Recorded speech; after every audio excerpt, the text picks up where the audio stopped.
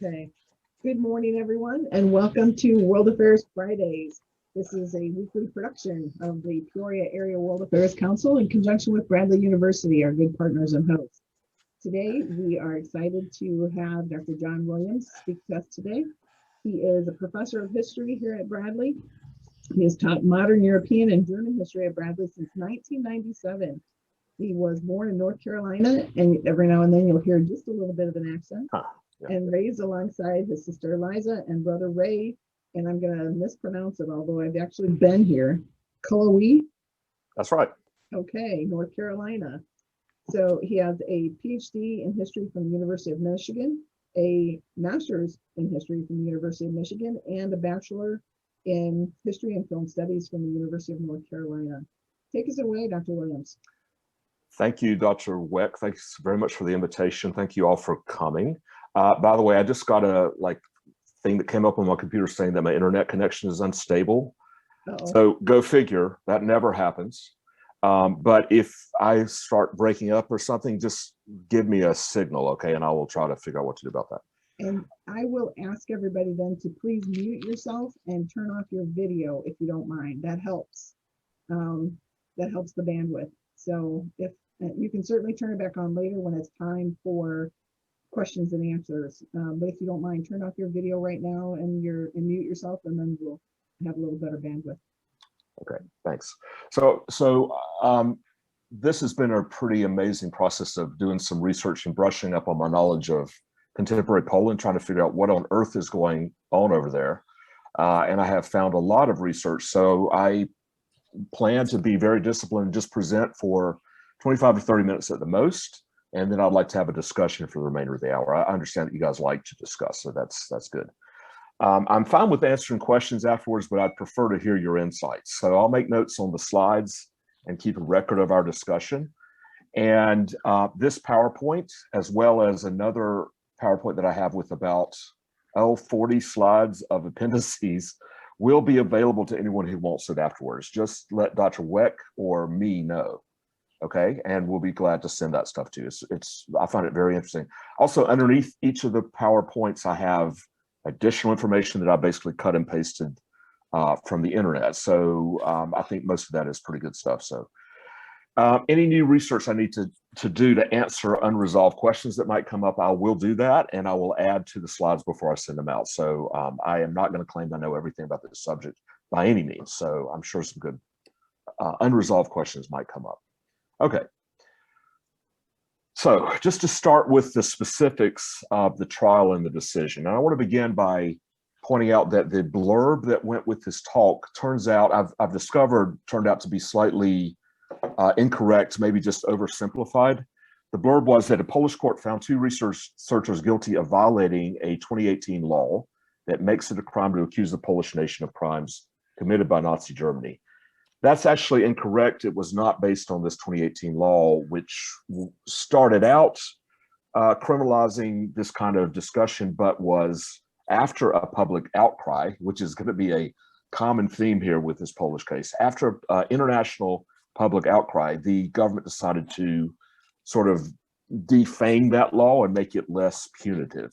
So the case is actually not based directly on that law. And so what this case is about is a book entitled Night Without End, only published in Polish so far. I think there's a plan to publish it in English soon. Came out in 2018. It's a 1,700-page micro-history of mostly Polish small towns during the Holocaust. The co-editors, John Grabowski and Barbara Engelken, are the accused in this case. They are co-editors of this book. According to their findings, Polish Gentiles during the German occupation had some agency and could thus make choices out of how much they would as to how much they would cooperate with the Germans.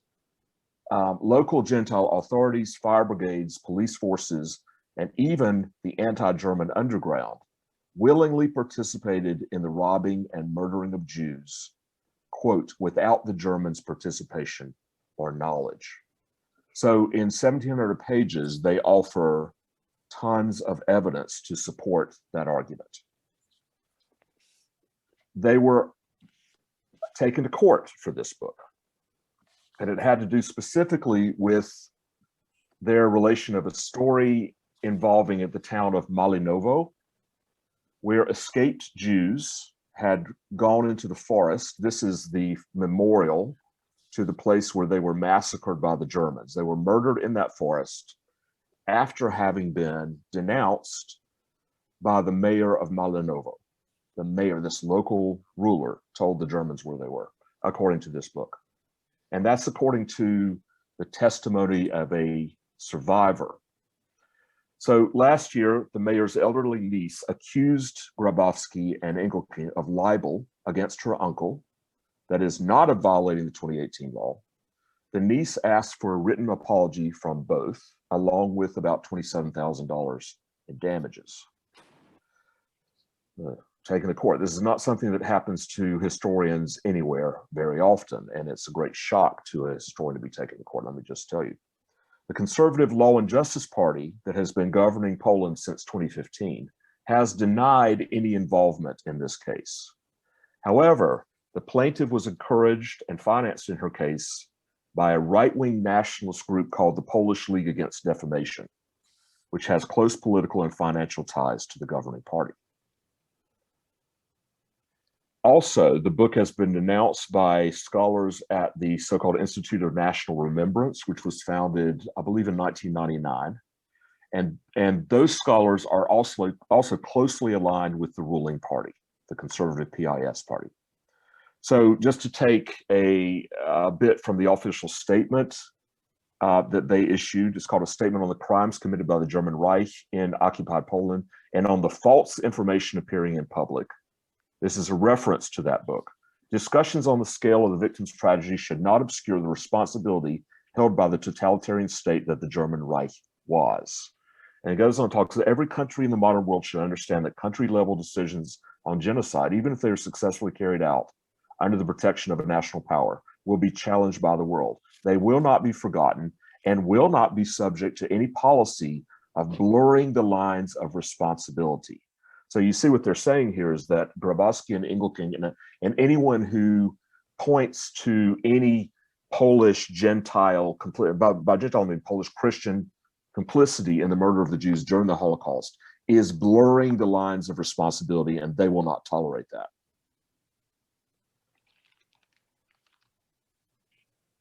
Just to go back to this libel law for a minute, because it is part of this context. In 2018, the government passed a law that made legally punishable the libeling of the Polish nation, which included discussing the subject of Gentile perpetrators. Now, again, there was an international outcry against that law. The government softened it about 6 months later to exclude criminal punishment and jail time, but the question of civil punishment remained ambiguous. The law does appear to exclude scholars from any punishment. There's a clause that just says, if you make this statement in the course of academic activity, you will not be punished. Nevertheless, there has been state propaganda against Holocaust historians and even some prosecutorial investigations of people like Jan Grabowski since 2015. Now, when I have these appendix statements here, this is referring to those other slides where there's much more detail about these things. I had to boil this down. So this is an example of sort of harassment by Polish state TV. They denounced leading historians, including Engelking and Grabowski, in February 2019 for participating in what they called a festival of anti-Polish lies. And this was, in fact, just a scholarly conference in Paris about the Holocaust. So in my judgment, the case against these two historians is a de facto, unofficial, kind of sneaky attempt to kind of restore the sharpness of that original 2018 law, and that it would allow legal threats and harassment of any nonconformist Holocaust historians. John Grabowski, the way he sees the implications of this, he says the alleged assault on national pride or national identity can trigger a lawsuit from anyone who considers his national identity threatened by any given scholar. This, in practical terms, would place independent Polish scholars of the Holocaust in an impossible position, which is precisely the goal that the authorities want to achieve. So as this court case went on in the fall of this past year, Barbara Engelken sort of doubled down on the research, the original research that was being challenged. She published an essay clarifying that research. The two received numerous statements of support from historians all around the world, including from Yad Vashem, which is the Holocaust Memorial and Research Center in Israel. But on February 9th of this year, the Warsaw Court declared the historians guilty of libel. The judge waived the plaintiff's demand for $27,000, saying, the court's ruling must not have a cooling effect on academic research. In the opinion of the court, the demanded sum would constitute such a factor. But she ordered them to send a written apology to the plaintiff. So how have Grabowski and Engelken responded to the court's decision? Well, I'm not going to tell you that yet. I'm going to tell you that at the very end. So first, I want to give us some context. You have to look first at the actual history, the occupied Poland in World War II. This was one of the harsh, I'm sorry. This is one of the harshest occupation regimes of all. The government went into exile in London and directed an underground armed resistance movement, the Home Army. Thousands of Gentile elites were rounded up and murdered, and the Gentile population was subjugated to Nazi rule. So just to remind you, the western, basically the western half of Poland was invaded and overtaken by Nazi Germany, and the eastern part was invaded and overtaken by the Soviet Union in September of 1939. Over 3 million Polish Jews, that's 10% of the population, were forced into ghettos in 1939 to 1942. And from 1941 to 44, Polish Jews, along with Jews from throughout occupied Europe, were murdered by the Germans in 6 extermination camps on Polish territory. So these are just, I think, pretty well-known facts. What I want to point to here is that the Nazis used a policy of divide and conquer. They did that in all of their occupied regions. But in Poland, it was particularly harsh. This is the hierarchy of power in occupied Poland, power and privilege as meted out by the Germans. At the very top, obviously, the German invaders themselves. Then the so-called Volksdeutsche, ethnic Germans, many of whom were brought into Poland from other eastern regions of Europe to basically colonize large parts of Poland. Under them, there were certain privileged ethnic minorities, including Ukrainians. Under them, Polish Gentiles, almost all of them Catholics. I guess all of them were Catholics. And at the very bottom were Polish Jews and Roma. And the Nazis very cleverly and consciously created a set of privileges that differentiated between these different groups and divided them against each other. So it's divide and conquer. The most controversial and really painful subject in the research about Poland is the relationship between the bottom two groups, the Gentiles and the Jews. The dominant view in Poland for decades has been that Gentiles were just as much victims as Jews.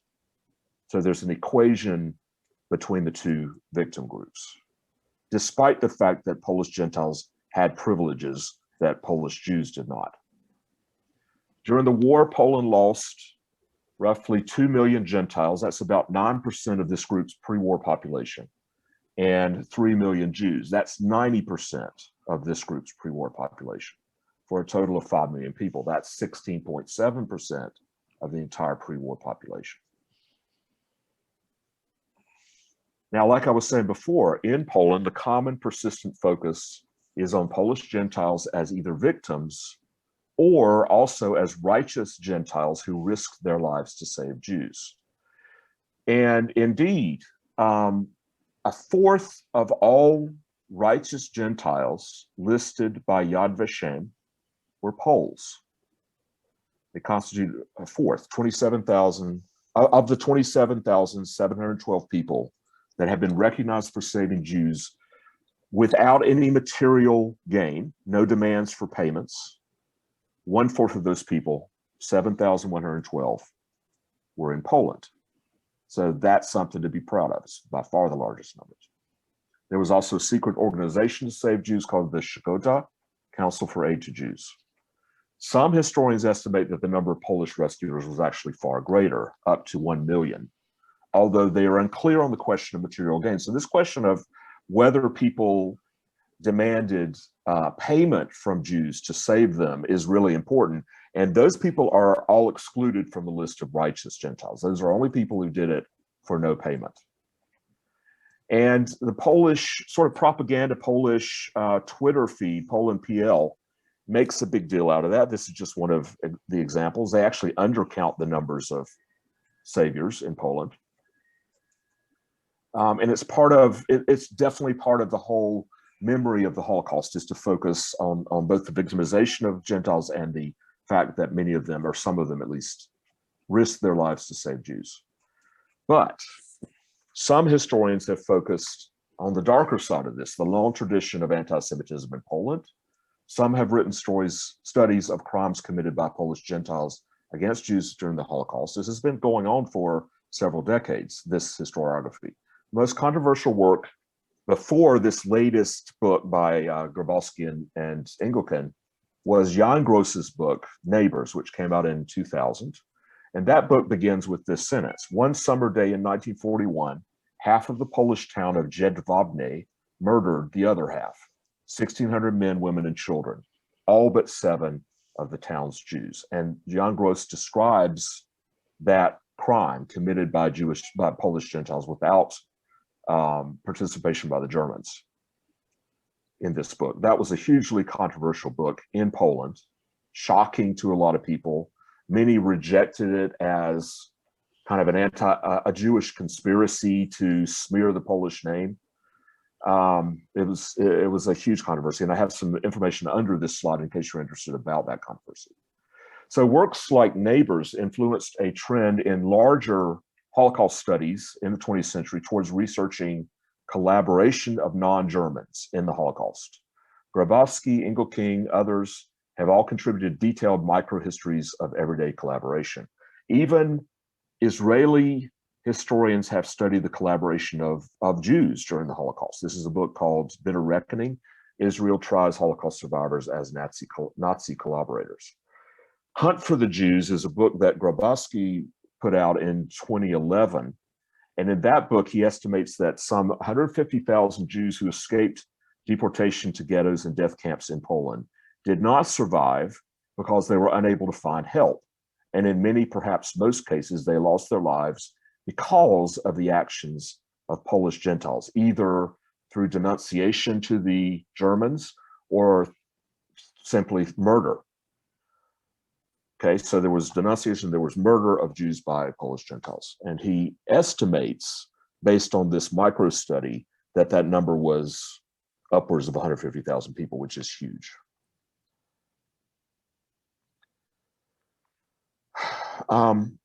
So that brings us to the political context in which these controversies have intensified. Since 2015, Poland has been under single-party rule, the rule by the Law and Justice Party, PIS. It is a nationalist, arch-conservative, arch-Catholic, and Eurosceptical party. They just won in 2019. They won the parliamentary election again, and they won the presidential election again in 2020. So they are firmly ensconced in this country, at least in the official political system. They've been using populist policies to try and construct an illiberal democracy. Those are the words of Viktor Orban, who himself is a right-wing ruler of Hungary and supports this party in Poland.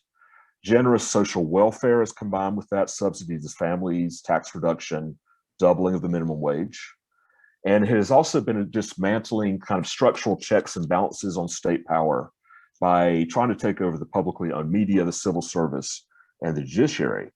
The supporters of PIS in depressed rural and post-industrial regions are resentful toward liberal elites. They tend to be susceptible to anti-immigrant xenophobia, anti-Semitism, Islamophobia, homophobia, and conspiracy theories. And I wonder if this rings any bells. The EU leadership is deeply concerned that the Law and Justice Party is undermining actual law and justice in Poland. But the EU has little recourse as long as Poland is supported by Viktor Orban's even more authoritarian government in neighboring Hungary. Okay, so the world context of this is, of course, a rightward shift in many countries around the world. It's actually a mainstreaming of the populist far right with the complicity of political centrists who see adopting populist ideology and language as a way to gain and keep power. And there's a great book about this process called The Far Right Today by Cas Mudde, who is a Dutch political scientist. I used this in a class last semester. It's very, very good, very enlightening about what's going on. If you look at the rise of nationalism in Europe, you see that authoritarian populists almost doubled their share of electoral votes across Europe between 2001 and 2018, from 11.8% to 22.3%. And this is a real shift, not only in Europe and in other places. Bolsonaro in Brazil, Putin in Russia, Modi in India, Orban, of course, in Hungary, and Duterte in the Philippines. We should also add Trump to this. It's very much part of this populist shift. One of the things that comes with this populist shift is this upsurge in popular nationalism, which is extremely aggressive and tends to single out and attack what they call internal enemies, who in Poland have been, I'm just going back to Poland as an example here, so trying to extend human rights in Poland. So there are nationalist attacks against LGBT people. It is very hard to be gay in Poland right now. I think it's bottom on the list of tolerance towards LGBT people in the present day in Europe. President Duda, during his 2020 election campaign, said that gay rights were an ideology worse than communism. The party has encouraged towns to announce that they are LGBT-free zones and so forth. So it's very difficult. Against women's reproductive rights, there was a anti-abortion law that was just actually put into action just this past month. But there have been major demonstrations, the largest demonstrations in Poland since the revolution of 1989 have taken place against this very restrictive, sort of hyper-restrictive abortion law. The law forbids abortions even if the fetus is grievously, if there's a birth defect of some kind in the fetus. Against free speech, there are laws against insulting the Polish nation, against insulting religious feelings, monuments, and political leaders. But matter of fact, Tuesday of this week, someone was arrested for calling President Duda a moron on Facebook. So we don't know what's going to happen with him.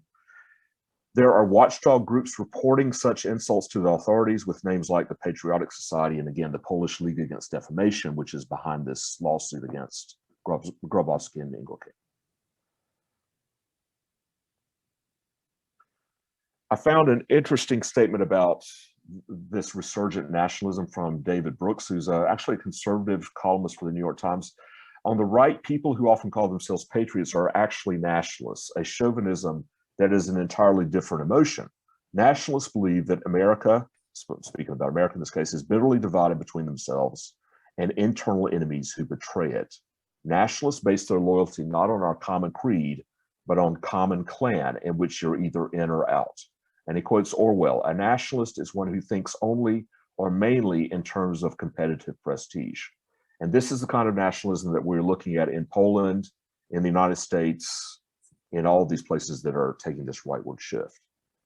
Now, I do have a somewhat more optimistic view. I could not avoid this pun. I apologize. I just kept trying to say, no, don't write that, but I wrote it anyway. So polarization in Poland, the far right and its opponents. So we have far right wing, basically neo-Nazi types who are, I think, being tacitly supported by the PIS government, doing things like holding, independence marches, holding up flags that say Poland for the Poles, the usual stuff. On the other hand, there is a concerted opposition in Poland, which I find to be very, not just admirable, but pretty powerful. And so, for instance, you have Gazeta Wyborcza, which is the centrist newspaper founded by Solidarity, still exists, still represents democratic values, still very critical towards the government. You have mass demonstrations by LGBT people. They're not cowed by this kind of persecution. You have mass demonstrations against the sharpened abortion law. One protester that I found an interview with, this is what the communists would do too. They would wait for a time when everything is collapsing and then make changes. And if protesters are starting to compare the right-wing government to communism, that is not good news for the right-wing government in Poland, because communist is about the worst thing you can call someone in Poland because of their past and because of the fight against communism. So that brings me back to this question: how have Grabowski and Engelking responded to the court's decision? Well, here's how they've responded. While respecting the verdict, we do not agree with it, and we shall file an appeal to a higher court. So the jury is out. And every historian who's aware of this going on is on pins and needles to find out what's going to happen with this. Okay, so that is my presentation. We came in at 11:26, very good. So what I would like to do now, if it's okay with Dr. Weck, is just open it up for discussion and your responses to this. And what I'd like to do, and it's something I started doing in my teaching when we went online, is just, I'm going to be typing in notes based on what people are saying, and we'll have a record of our discussion that way. So one of the things that I'm just going to throw out there as a possible theme for discussion is, what is the relationship between history and national identity? We can choose to discuss that if we want to or not. So I'll just open up the floor to anyone who wants to ask questions, raise themes for discussion, anything you want to talk about. There are a couple of questions already that were put into the chat, if you want to start with them. And I will correct you, I'm not a doctor, but thank you for the promotion. Oh, okay. You're just as good as a doctor. All right. Thank you. Looking forward to, okay, so good morning all, please. I don't see any questions yet. It's Shelley. Several years ago, he visited Auschwitz. He said it was close to a small town. Residents there claimed not to know what was happening at the camp during World War II, that it was impossible, or that was impossible just from the smoke and smell. American generals forced residents to visit the camp after. I guess it's not a question, but why is the rise of the hard right? Why do we see a rise in the hard right? I'm not sure that would be Auschwitz, because Auschwitz had been liberated by the Russians at the end of the war. So this must be a camp in German territory. I don't see why anyone would take Polish residents in to see Auschwitz either. I wonder if it was Dachau possibly, or another camp. Yeah, it may be Dachau. Shelley says it might have been Dachau. I think it probably was Dachau, because I know they did that with the residents around Dachau and other German camps that were on German territory. Yeah. So the ignorance of the residents, supposed ignorance of the residents. Yeah, that is a lie, because locals in Germany made use of slave labor from concentration camps. There were contingents of slave laborers who would go into the town and so-called help people out. So this is just nonsense. And the Nazis also advertised the existence of the camps to the public. Yeah, that's a point of pride. I guess that's the only one. I did have a couple of questions myself. But what do you think about the rise of the right, and the far right in particular, in places like Poland or in places like Hungary? It's not only in the East. France has seen, Marine Le Pen rise. Again, Donald Trump in the United States. Well, Brexit. Yeah, exactly. What do you think is there one major factor, or is it a variety of lesser factors? I'd like to hear what other people have to say to that. John Nixon makes note that efforts to make criticism of Israeli policy toward the Palestinians is illegal in the U.S. Israeli tries to make it illegal in the U.S. appears to have a rough parallel. Some can be said of efforts to suppress campus activism for Palestinian rights. Yeah, there's a commonality in terms of just censorship here, for sure. Yeah, I was trying to do a little reading myself, and Dr. Williams is inviting you to unmute and turn on your camera and join the conversation if you like. Some of my reading was about immediately after they passed this law and then kind of backed off on the punishment side of it, because originally the law was supposed to have a 3-year prison sentence that That's right. a conviction, and they backed off that right away. But the Law and Justice Party, the right-wing party, still argued that this law was necessary. And then perhaps disingenuously, or perhaps leading to another side of this question of censorship, earlier this year when tech companies removed Donald Trump's Twitter feed and social media accounts because of the January 6th events in the United States.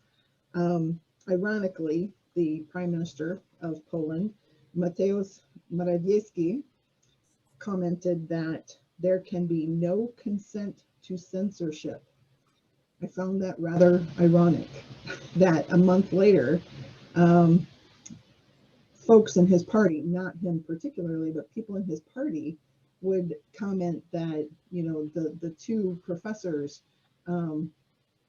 should be held accountable for besmirching the Polish name. So as long as it's right wing, as long as it's anti-LGBTQ, as long as it's pro-Catholic, as long as it's, anti-Jewish, those things are okay. But if it's any way perceived as anti-Polish, then it's not okay. Again, your quotes about nationalism are really valuable. So I think Mr. Epstein had something he wanted to say. Is that correct? Well, I just, to Angela's point about immigrants, all I just know about this country, and obviously Donald Trump, from the moment he came down the escalator, has used immigrants from Mexico and other places as the whipping boy. Still, until this day, is still doing that. And obviously the problem was, if not more significant, as significant in Europe. And so the question I had is, are these far right-wing leaders in Europe, Poland, Germany, elsewhere, are they using the same tactic as Trump to whip up xenophobia against immigrants? I think so. I mean, it's a demonization process of, this country belongs to the natives. So nativism is another way to talk about this, which is an old tradition in the United States and also in Europe. So calling the influx of refugees from Syria, for instance, a crisis is a very common way of talking about that, but is it really a crisis? And this is one of the ways that the language, very negative language about the influx of refugees, has been adopted not just by the far right, but by the center and even the center left. I mean, everywhere I look about the 2015 events where, when a lot of refugees were coming in, the word crisis is always used. And so that's one of the, just an example of kind of this xenophobia, which is actually leaking into more rational people's discourse. But on the far right, you just get this sort of nastiest kind of racist xenophobia when they talk about immigrants. So it's kind of a gradation from the far right to the center right and even to the left in the ways, the language that's used to talk about immigrants. But it's always about scaring people, playing to the reptile brain. Oh, they're going to swamp us, and there's a flood of immigrants. It's a crisis, and they're different, and they're other, and they're going to destroy our civilization. It's always about that. Those are the commonalities. And take our jobs, as Tommy points out. Go ahead. And take our jobs. Yeah. If I can make a comment, it's almost like they sort of think immigration or progressivism is going to sort of like collapse some type of pillar of power or economic advantage that they hold. And so in order to Exactly. avoid this type of progressivism, they have to turn reactionary because they think if they don't, they're going to lose some type of privilege that, you know, is guaranteed to them in a way. Like it's they deserve it, and immigrants are somehow going to come in and take what they deserve from them. Exactly. Yep. And progressivism is increasingly, you know, being demonized alongside with immigrants and Jews and everybody else who is at all trying to move things forward. Don has his hand up. Go ahead, Don. John, I'm a retired history teacher. So today, I think the issue is, are you tearing your country down if you point out the discrimination, atrocities committed against, whether it be Native Americans, Chinese, Irish, Black, you know, we can go all the way back to early days Germans, the xenophobia that's gone on. If you point out any of the bad things that the U.S. done, is then that, you know, not being patriotic and actually evil and should be stopped in the schools. That's what historians are being increasingly accused of, including in this country. The 1619 Project, for instance, has been, Trump tried to shoot that down as basically, he was basically saying that historians who are trying to make slavery and Black accomplishments central to American history were treasonous, enemies of the people somehow. Yeah, I mean, it's a real risk for historians right now. And we're seeing it in an even sharper way in Poland. Biden, to his credit, reversed that policy of Trump's to try to get rid of the 1619 Project. And, you know, it's a cultural war here as it is there as well. I mean, what do you guys think? Is it, I mean, what does it say about a historian and that historian's level of patriotism when that historian studies dark sides of his or her country's history? What does it say about them? Well, John, I was going to say that with a history teacher, you know, having taught this, I would point out to the students that to me is what makes America the exceptional nation it is we look at what we have done wrong, and the idea is you build upon that and you improve that. That's, again, the value system that makes America great.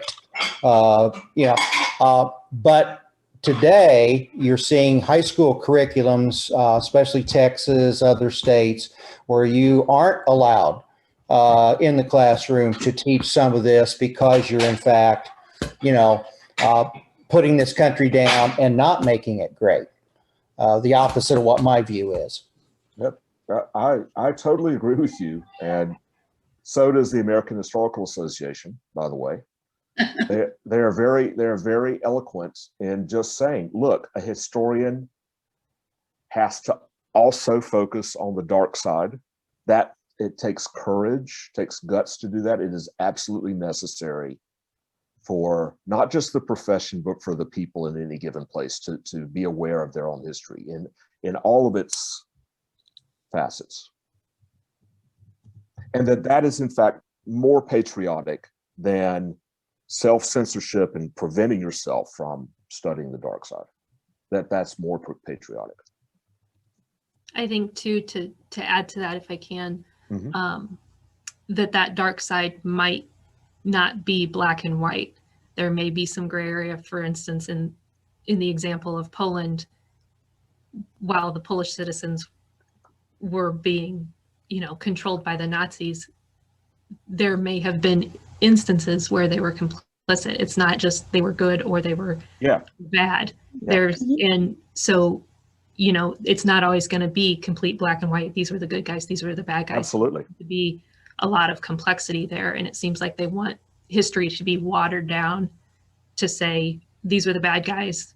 We got rid of them. And now everything else that happened was good. Everyone else was on the right side. That's right. And they tend to, so when the right tends to, you know, admit that there were actually instances of Polish Gentiles who were complicit in the Holocaust, they always talk about them as marginal criminals, that they were already criminals and therefore they kind of gravitated toward this kind of behavior. And what the research tells us is that's not true. These were ordinary people, and that it's all a gray zone, right? And, you know, this is something that extremist thinkers seem to be unable to deal with. I'm going to say extremist thinkers on both the left and the right. Gray zones are very difficult for them to accept any discussion of gray zones.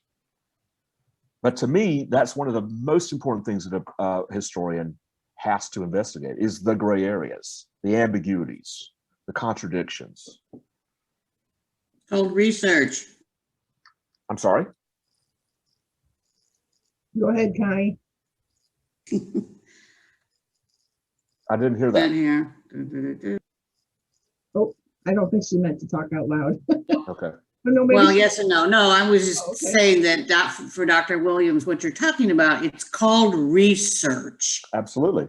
But you How know, the there's heck do we know if historians don't actually delve into it Of and course. share the information? well, this is why it's so important that that Institute of Historical Memory that I was mentioning, that's, you know, associated with the right-wing government, those are historians. Those are historians with PhDs, but they're telling the Holocaust Institute people, Engelking and Grabowski, you shouldn't blur the lines. In other words, they're basically just saying, we don't want any gray zones here. It's just black and white. And that's very disappointing hearing that coming from professional historians. I believe that not being willing to go to the gray and dark areas is also a matter of dumbing things down, simplifying it so much so that you can divide and conquer, because you've made it so simple. And then it becomes clear cut, and then you can control it. Well, there's a reason why the right does not want many people to study history either. Mhm. You know, once you start studying history in depth, you're going to realize, well, this is very complex and very disturbing often. And there are certain things we need to use as negative and positive examples from what we find in history. Sorry, I'm talking too much. I'm going to turn off my mic and just let you guys talk. I mean, I'm into this stuff, so you know that's always the professional risk for me to take. John, before you turn off your mic, I'm really interested in what your students' take on this is. Oh, they agree that we need to study the dark side of history. I've not really come across any, maybe a couple of people who are clearly influenced by the right who think studying the dark side is like quote unquote liberal or communist history. But the vast majority of my students are right on the ball with this as far as I'm concerned. Yeah, if I can add, I'm a student. I was a student of Dr. Williams, and you know, I sort of agree that if you aren't studying the gray area, you aren't making discoveries. You know, the black and white has already been discovered. Mm-hmm. So it's like if you're willing to dive into that murky water of, you know, that gray area between right and wrong, you can come up with some really major discoveries that can change the course of how we view the world and how we view our past. And, you know, if you aren't brave enough to do that, then maybe historical study is something that you should reconsider. yeah. And stop talking about it possibly, right? Yeah. I think Kate wanted to say something. Are you still there, Kate? Oh, yeah. I just think it's ironic that when the Polish government is becoming more pro-Catholic and more less tolerant of diversity in LGBTQ and less tolerant of multiculturalism and all that, they're at the same time saying, oh no, back then we were you know, there was nobody who didn't embrace multiculturalism enough to always defend the Jews. You know, they're kind of moving to the right at the same time. They're saying, you know, back then we were so much tolerant of Jews that we would have helped them. That it, so it's kind of a very, you can only be, you know, a Polish person can only be Catholic.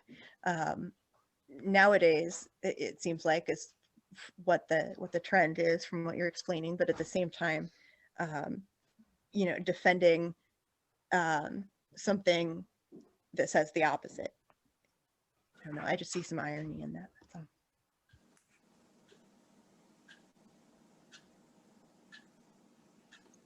I think it's also worth study for anybody.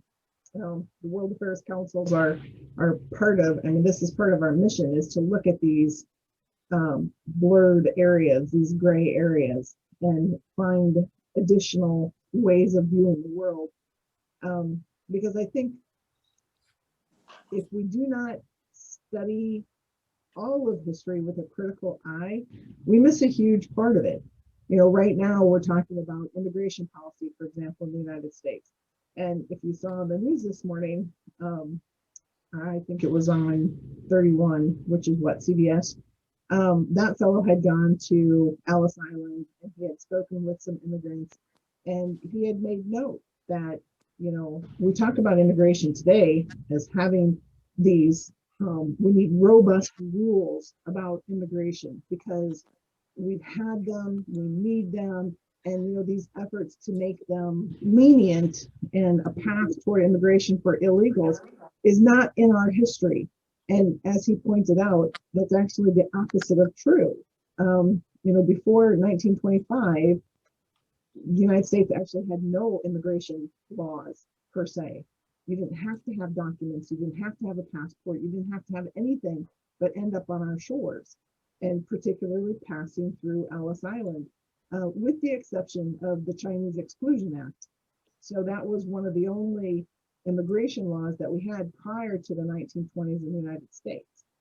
And then we see, our immigration laws fluctuate over the last century based on whether we needed labor, especially farm labor, or when our economy didn't want that cheap labor, and then we booted people out. The people of Hispanic descent, and I say it that way on purpose because in the late 50s and 60s, we deported a whole lot of people of Hispanic descent. They weren't all from Mexico, but we put them on plane or buses and trains and sent them south of the border. So if you don't know your history, somebody had commented earlier, we're doomed to repeat it. But if we don't know our history, we can't make current laws with practical common sense. We kid ourselves that we had these things in the past, and we never did. And you made one note about the nativist perspective. This is something that is embraced by the right, white supremacists, for example, in the United States, but it is undeserved. If you're going to be a real American, you are a Native American. You are not an immigrant from Europe. So people can claim to be, a real Polish person or a real German person or a real French person, but even those are artificial constructs.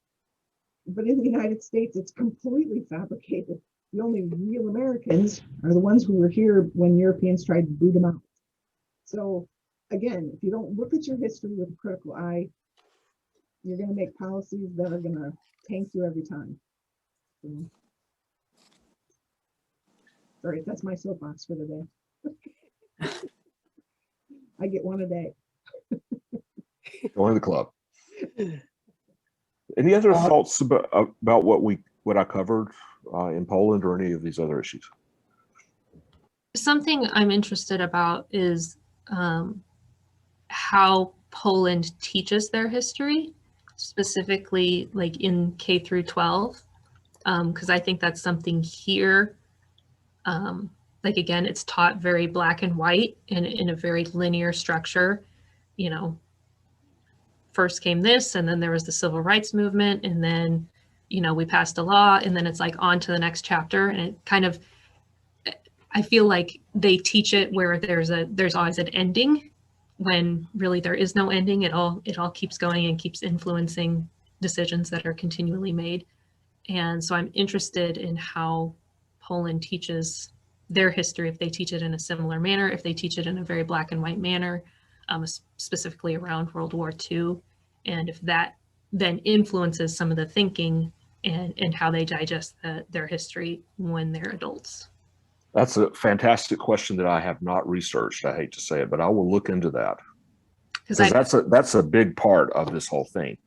And my hunch is that the government is trying to control that as well.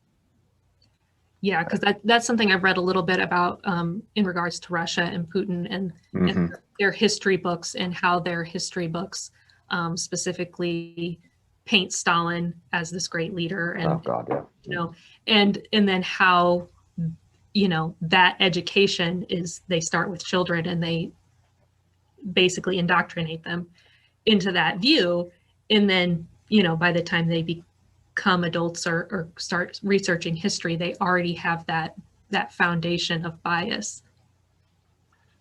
I want to show you something from the appendix. This is, whoops, that's the wrong one. You can see this is way too much information. I was going to talk about all this, and it would have taken 3 hours. So let's see. So there was a survey done around the time when this 2018 libel law was being discussed. Wait, that's the wrong one. Let's see. I have this in here. Well, let's skip over there. There's something else that I found that was a Twitter thread talking about. Oh, here it is. Okay, so popular beliefs about righteous Gentiles. Can you guys see what I'm looking at? This slide or not? Okay, I got to share this. Do this screen share differently. Let's see. Can you see that now? This kind of graph here. You can see. Okay.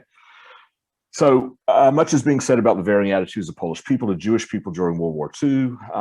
Some Poles risked their lives to shelter Jews, some help them survive.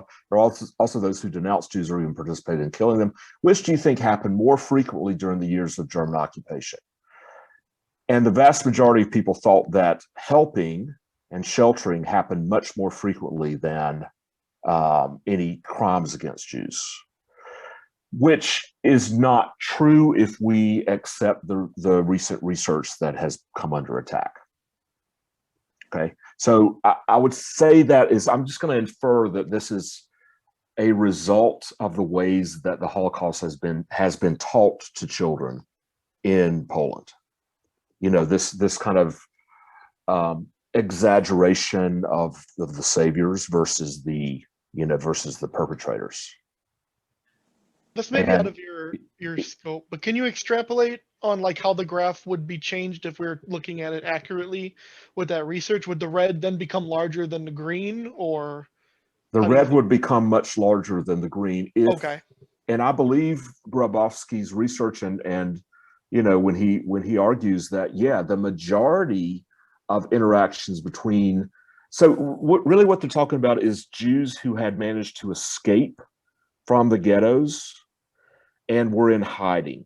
And according to him and according to these others, the majority of those Jews who when they contacted Gentiles during the Holocaust, the majority of them were either turned away or were in fact denounced, and some of them were even murdered by the Poles. And he does admire, I mean, his own father was saved by a Gentile. And he does admire those savers. He just argues that if you look at the evidence, they're in a minority compared to the others. And that's very disturbing to people who have been told that, yeah, we were all either victims or savers of Jews. Okay, so if the truth were known and if they were willing to, you know, admit it, this red part would be much larger than the green part. Okay, this is all just by way of you know, trying to answer Abby's question through an inference. I've not studied the actual way that this is being taught in the schools, but I cannot imagine it being taught in a very gray zone-y kind of way. Let's put it that way.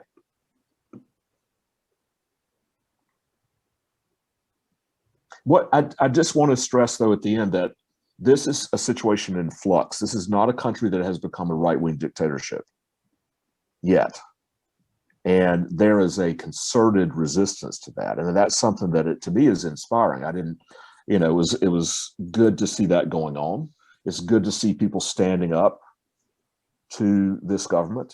And the government has shown itself willing to back down again and again. If there's enough of an outcry, either from within the country or from outside of the country, the government backs down. You know, it's done that numerous times, and that might happen with this court case as well. I don't know. I don't know if you noticed Bob's question. Robert Bologna notes in the chat. Is there any Okay. move in Poland to remove names from buildings, parks, or some other locations because of some now known part of their history that was not known then? And it's now not. So, I mean, a scenario where that might happen where, let's take this local mayor who was accused in the book of having denounced Jews to the Germans, and that's what the court case is all about. And let's say there was a street named after him or something. Well, you can imagine, considering how controversial the whole thing is and the whole history is, there are people, you know, I got into a New York Times story about that town, and they were interviewing people who were shocked to hear that that particular mayor might have been involved. But they end up saying, well, no one can know because everyone's dead. There's no way to know it. And that's a way of kind of just avoiding the actual research that's been done into it. And so you can imagine a scenario where there'd be a huge urge not to change that sign's name because, quote unquote, we will never know, right? And that amounts to a rejection of the actual research. So to answer your question, I do not think that there's any of this kind of a reduction of monuments or changing of names going on in Poland at all. In fact, one of the insult laws in Poland is demanding that you do not insult monuments. Mhm. Can you imagine if we had that law here, how things would be going in terms of this whole discussion of monuments, you know? So yeah, I don't think that's going on. Sorry, I've lost track of the chat. Are there any other chat questions that are points that? Yeah, I'm watching. You're good. No, I'm just saying I don't see the chat anymore. Yeah, I don't know what no, happened to it. you haven't missed any. Andrew, Well, just go ahead. historian has to study history. There was someone who was talking about the Confederacy. All right, Don Sanford. The Confederate States of America were conducting war against the U.S., were committing treason. Flying the Confederate flag is the symbol of treason, yet they claim to be the most patriotic Americans and fly the U.S. flag next to the one that tried to destroy this country. There's actually someone in my neighborhood who does that. And I'm from the South. How can a Northerner fly the Confederate flag? I just don't understand it.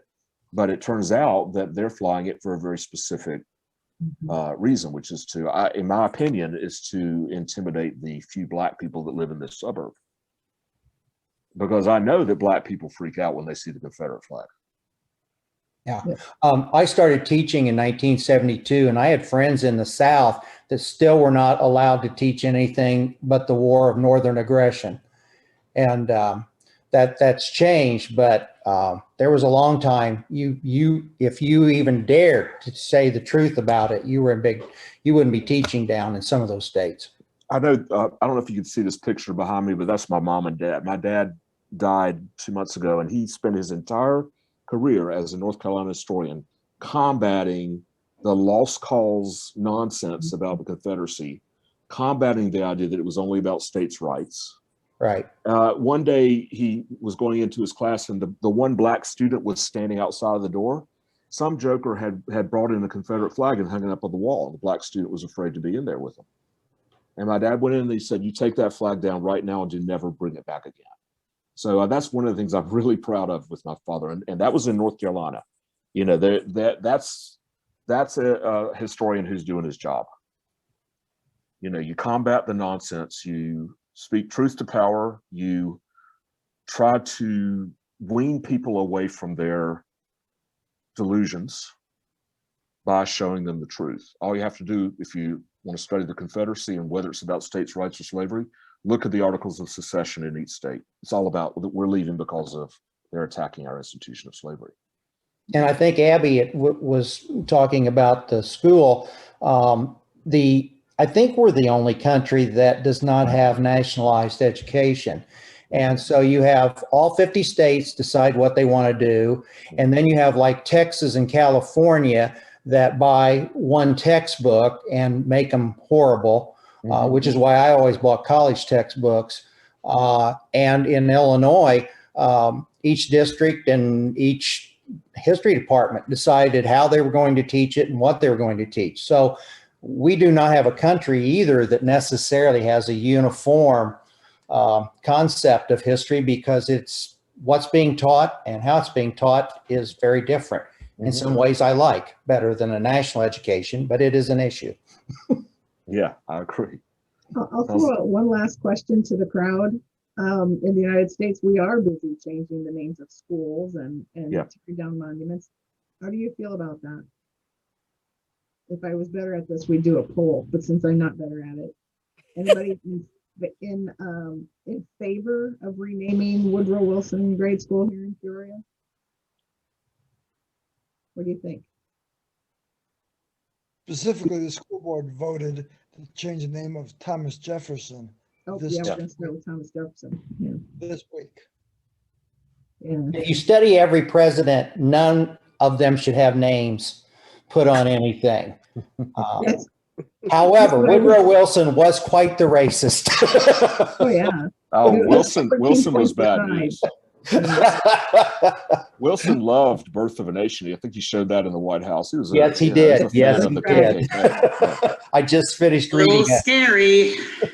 So I see that Angela wrote, on my visit to Poland in 2004, the woman who led our tour of Auschwitz indicated that Polish school children visit the camps as part of their curriculum, kind of like Illinois school kids visit the old capital. I'm actually not surprised by that because Auschwitz, so they make a big deal about who were the first prisoners at Auschwitz, and it was not Polish Jews, it was Polish Gentiles. So there's an association of Gentile victimization with Auschwitz. That does not mean that I think that they would ignore the fact that the vast majority of people killed at Auschwitz were Jews. I don't think it goes that far.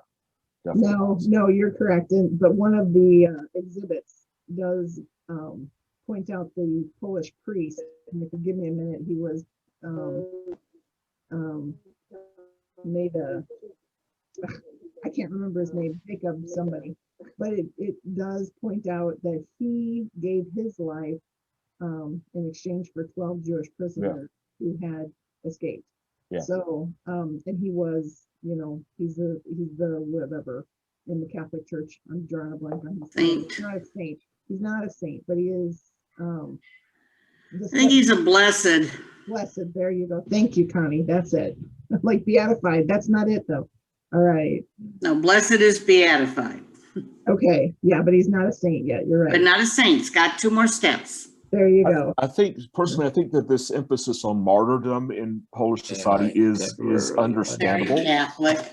It's the most Catholic country in Europe. And it is very understandable. And I think there definitely were martyrs in Poland. They murdered hundreds of thousands of Polish elites, including priests, politicians, intellectuals. That was Hitler's little pet project to try to cut off the head of Polish society. So I mean, the Polish Gentiles suffered incredibly, and no one's denying that. But what the gray zone is that even despite this incredible suffering, there was still some agency, and sometimes some Polish Gentiles use that agency to actually participate alongside the Germans in the Holocaust. And that's what's really disturbing. And that really goes against the kind of martyrdom victimization idea, just to sort of encapsulate what's so upsetting. Well, and if Hitler didn't kill the elites, Stalin did. So, they really did lose a great number. That's right. Of your leaders. Yeah, Stalin did the same thing. I have a question, if you don't mind. Yeah. So is this a potential road in Poland towards eventual Holocaust denialism, or is that too big of a leap to make? Could we see the right-wing party start to dive into that extreme of a view, or would that sort of be impossible in Poland due to I think by this point that would be impossible, because they've been acknowledging the existence of the Holocaust. See, when they talk about 3 million Poles 3 million Jews were killed, they also use that number as a comparison with the number of Gentiles killed. So it's just part of the DNA of historical memory to compare the number of Gentiles and Jews killed during the occupation. And they can't just suddenly say, well, those 3 million Jews were not killed after all. So there's softer forms of kind of deflecting from the truth of the Holocaust. Okay. At its worst, some right-wingers kind of blame the Jews for their own for their own murders, right? And that's something just as bad, if not worse, than Holocaust. Blame the victim. Yeah, yeah. But Holocaust denial itself, I don't think is very pronounced in Poland. It's much more pronounced in other European and United States. Well, we have come to the end of our hour and a little bit more. So I would like to thank you very much, Dr. Williams. This has been invigorating and a very engaging discussion of the way we look at ourselves and the way we will look at ourselves in the future. So on behalf of the Peoria Area World Affairs Council and Bradley University, for that matter, thank you very much for sharing your knowledge and your talents with us today. For the World Affairs Council crowd, next Friday, actually tonight, if you're not busy, the Bradley speech team is doing their night before nationals. Oh, wow. It is all online, and I will send out the link to you. It's on Facebook. So if you'd like to see what the Bradley speech team, #1 in the nation, are working on right now, that is tonight. Next Friday, we have Russian Utopia with Dr. Mark Steenberg at the university. I'm sorry, he's a professor of history at UIUC, and he will talk about the visual, literary, and sacred and practical obsessions in late imperial and early Soviet Russia. So in 2 weeks, we've got Dr. June Kim, also here at Bradley, who will talk about security on the Korean Peninsula and challenges to the US-led regional order there. So lots of interesting things coming up. If you're not yet a member of the World Affairs Council, I encourage you to become a member. Students, it's dirt cheap, all of $5. And for everybody else, become a member and attend all of these events at no extra cost. And with that, again, thank you, Dr. Williams. This is really a pleasure. Thank you. I enjoyed it. Terrific weekend.